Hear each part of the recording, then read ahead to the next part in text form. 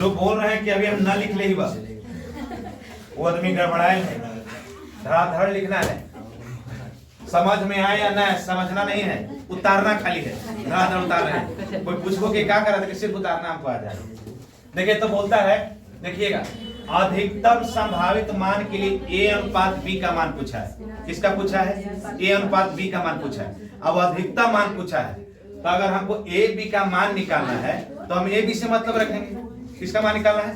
आपको प्रश्न दिया हुआ है कि 5 - 3a माइनस बी स्क्वायर। हमको निकालना है ए बी का मान। किसका निकालना है?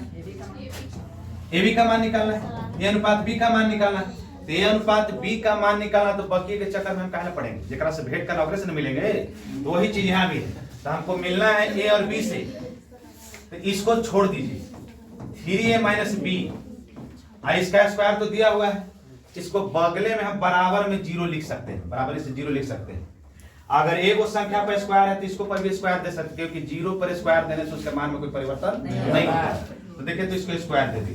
तो आप अपने से ध्यान दीजिएगा, इस संख्या पर स्क्वायर थे, उस संख्या पर स्क्वायर तो कट सकता है, खत्म हो जाएगा। वो संख्या पर रूट चढ़ाने, अरे दोनों तरफ वर्ग करने पर ऐसा होता ना, आप लोग एक तरफ वर्ग है दूसरे तरफ वर्ग नहीं है। तो देखिए, तो a माइनस 3 यही ना है बराबर 0। अब 3a माइनस b, अगर इसका लिखिएगा, इस संख्या बराबर को उधर है, तो अगर बराबर को उधर जाएगा तो क्या हो जाएगा? b। और हम लोग पढ़े कि जब दो वैल्यू गुणनफल में हो और बराबर में हो और ए बी का मान निकालना हो, रेशियो में खूब पढ़ेंगे सब।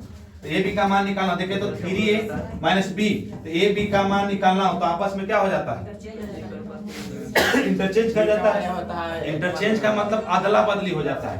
तो जो ए का मान है वो बी में हो जाएगा, और जो बी का मान है एक छिपा हुआ थी यहाँ एक, यानी कि 1:3। यानी कौन ऑप्शन में आपको? ऑप्शन नंबर सी।